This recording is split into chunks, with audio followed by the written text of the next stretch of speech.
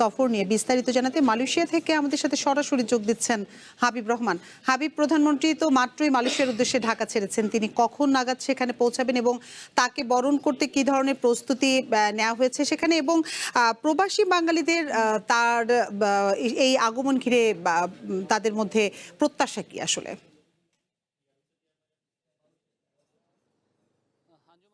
রাত 8:45 তিনি মালয়েশিয়ার কুয়ালালামপুর যে বিমানবন্দর রয়েছেন সেখানে তিনি এসে নামবেন এবং সেখানে বেশ কিছু তাকে সংবর্ধনা জানানো হবে। তারপরে তিনি হোটেলে চলে আসবেন। আমি এখন যেখানে রয়েছি এই হোটেলটিতে তিনি উঠবেন এবং এখানে আসলে এখন পর্যন্ত তেমন কোনো আয়োজন আমরা আসলে লক্ষ্য করছি না। এর আগেই তিনি এখানে প্রায় 9:30টার দিকে এই হোটেলে এসে উপস্থিত হবেন। এখানে একটি বাংলাদেশি প্রবাসী যারা বসবাস করে তাদের সাথে একটি মতবিনিময় সভা রয়েছে, সেটি পরে আসলে আমরা বলতে পারবো যে এখানকার বিষয়গুলো নিয়ে প্রবাসীরা প্রধানমন্ত্রীকে কী জানিয়েছেন। তার আগে একটু বলে রাখি যে বাংলাদেশের সাথে আসলে এই সফরটি, প্রধানমন্ত্রীর সফরটি অনেকটাই গুরুত্বপূর্ণ, কারণ দীর্ঘদিন ধরেই বাংলাদেশের সাথে মালয়েশিয়ার যে শ্রমবাজার সেটি কিন্তু বন্ধ রয়েছে এবং শ্রমিকদের নানা ধরনের সংকট রয়েছে, ভিসার জটিলতা রয়েছে। সেই হিসেবে আমরা বলতে পারি যে এই সফরটিকে ঘিরে মালয়েশিয়ার প্রবাসীদের সাথে আমরা কথা বলেছি, তারা অনেকটাই প্রত্যাশা নিয়ে রয়েছেন। কারণ মালয়েশিয়ার যে শ্রমবাজার সেই শ্রমবাজারের যে চালু করার বিষয়টি সেটি সাবেক প্রেসিডেন্ট জিয়াউর রহমান করেছিলেন।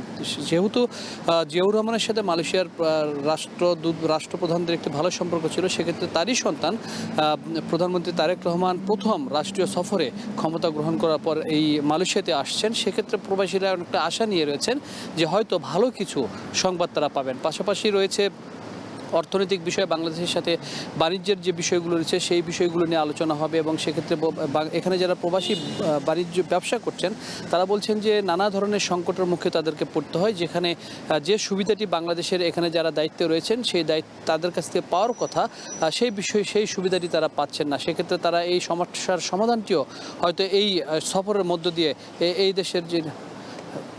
এই দেশের প্রধানমন্ত্রী এই দেশের প্রেসিডেন্টের সাথে যে আলোচনা হবে সেক্ষেত্রে কিন্তু এই সমস্যাটি সমাধান হবে। এছাড়া শিক্ষা ব্যবস্থায় বড় একটি বিষয় রয়েছে যে বাংলাদেশের যে শিক্ষা ব্যবস্থা, সেই শিক্ষা ব্যবস্থার সাথে বাংলাদেশের এখানে যারা পড়াশোনা করতে আসছেন বাংলাদেশের থেকে শিক্ষার্থীরা, তারা চীন এবং ভারতের সাথে পেরে উঠতে পারছে না, কারণ বাংলাদেশের শিক্ষা ব্যবস্থার যে মূল্যায়ন সেটি মালয়েশিয়ার যে শিক্ষা ব্যবস্থা সেখানে খুব বেশি মূল্যায়ন করা হয় না।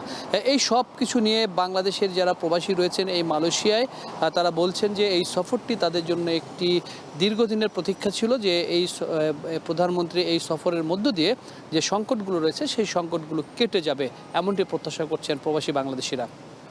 হাবিব রহমান, আপনাকে অসংখ্য ধন্যবাদ আমাদের সাথে যোগ দেওয়ার জন্য।